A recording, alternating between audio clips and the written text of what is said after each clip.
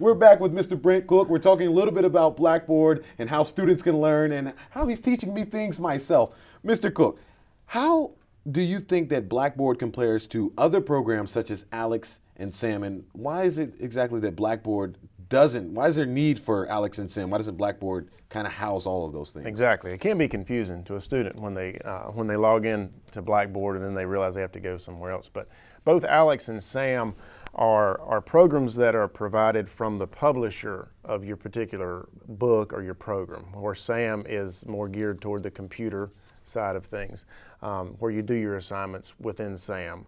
And the reason for that is because some of the content in those particular programs changes so often, meaning that from one semester to the other, there may be a technology change that they need to update the question for. So it's easier, the publisher can take care of all that and update those questions to where if we had to do it here in-house, you would be developing the course every single semester, trying to catch up with all the changes that are happening in that particular field. But that is a good question. It is a little confusing, but most of those courses or those programs you get to through Blackboard. So you log into Blackboard, it's still your main hub. You go into the course, and then they'll usually have a link for you to click here to access, your assignment. And, more often than not, you mentioned Alex and Sam as two that students realize that they're going to another website.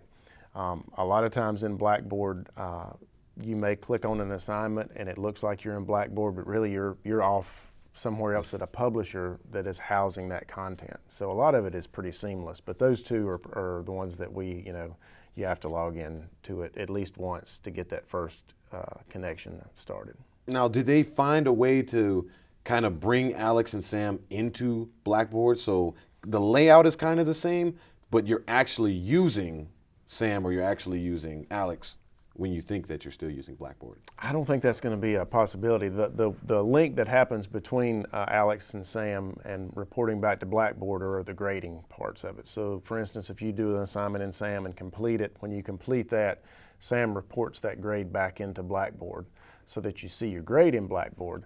But again, because of those things that change so much, I don't think there's ever a way that it's going to match the look completely on that. Okay, there's no way to do that. I didn't really think, I know that's kind of above your control to do something like that. But it'd be nice. Yeah, it'd be nice if everything was housed in Blackboard, but because, really, the information's everywhere now. So, everything's not going to be in one spot. Just like when you go and you write a research paper, you're not going to write it from one source. You're going to look at multiple sources. Same way when you go research a car, you don't look at one dealership. You look at 100 dealers to find the best deal. It's the same way with Blackboard.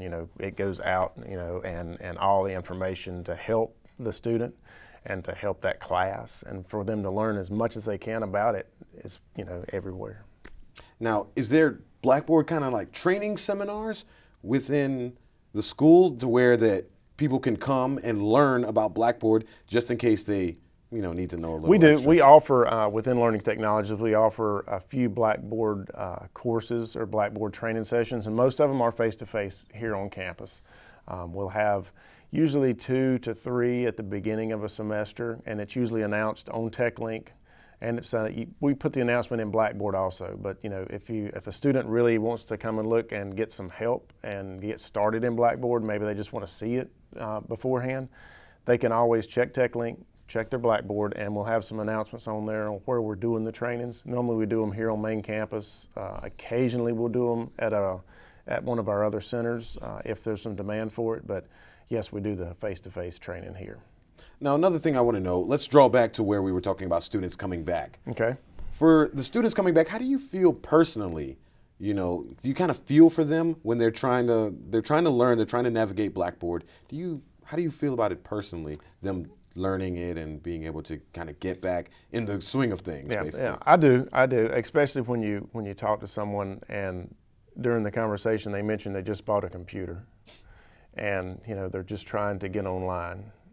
So yeah, I do feel for them because I know it can be overwhelming to jump back into school, especially, I went back to school late in life.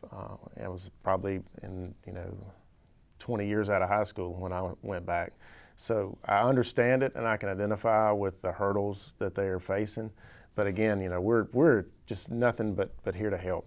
and we'll do everything we can, other than coming to your house to try and troubleshoot what you've got going. We will do anything we can to make that process better for you. Even to the fact, like I said, the collaboratory, Oak Grove Center, second floor, room 2343.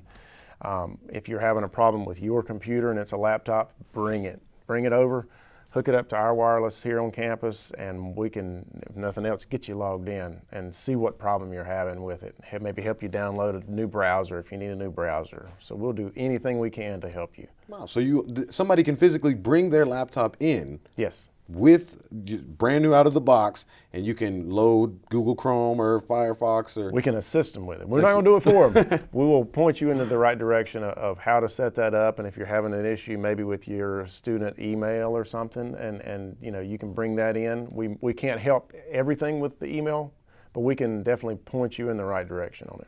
Okay. Now, everything, this day and age, everything is mobile. People use their phones for everything. We're taking pictures, we're using social media sites. Is Blackboard, does it have a mobile platform yet? Yes, it does. You can search in the Google Play Store or the App Store. It's a Blackboard Mobile. There's a Blackboard Mobile app. You install it. They're free, but I'm not 100% sure on the Apple platform if that app is still free. I know at one point it was, but I have heard rumors that there's a small cost for the app, and that's nothing that we can control, obviously. But once you load the app, it allows you to access Blackboard from your phone, not through a web browser. Obviously, if you have a smartphone, you could bring up your web browser and type in blackboard.forsitech and search it, and it's going to be about that big, and you're not going to be able to see anything. So your Blackboard mobile app allows you a mobile interface to where things are bigger. It's a lot more streamlined to get into your classes, and you can do certain things there. But what I tell people is I always hesitate on taking a test, like if you have an assigned test, taking a test on your phone, because a lot of our tests are where we force is such a strong word, but it's where when you start the test, you have to finish the test. So you can't start it and then come back to it 2 days later and finish it. So its purpose is to try and mimic what you would do in class. I start a test and I turn it in an hour.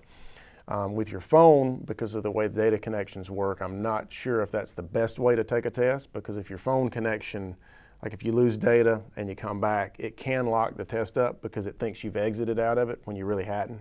So I always tell people if they're going to take a test or do something, I'd rather them be at a real computer. It's very amazing the day that we're in that we can take tests on our mobile device. Exactly. We can sit there, write out our phone in the bathroom on the John or somewhere like that, and actually physically take a test rather than having to go to school and do that.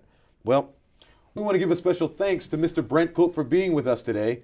Thank you, Mr. Cook, for joining us, taking time out of your busy schedule to come join us. And we want to give you a chance to tell our viewing audience where they can find help with Blackboard. I know we discussed the collaboratory and the help desk and what numbers to call, what websites to go to, and who exactly to find. Exactly. We'll go over it one more time. So for face-to-face help here on campus, we'll come to Oak Grove Center, second floor, room 2343, which is our collaboratory.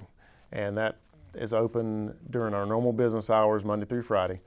And you can come there, get help. You can bring your laptop. You can use one of our laptops. You can do anything that you need to in the collaboratory and get face-to-face help. For a phone number to call during business hours would be 336-734-7395. That's our primary help desk number. They can assist you. If it's on the weekends, there's an 800 number that's listed on the website that you can call and get help with that. And then if you just are wanting to dig for information on your own, on Blackboard, once you get logged in, top right-hand corner, there's a little question mark. You can click that. That takes you to a lot of help resources, and you can find the answer you need right there. So that's it. Use Blackboard to get announcements, check on grades, and even interact with other students and get online help. Blackboard puts the classroom back in online classes. For The Source on The Force, I'm Justin Dorsey. Thanks for watching.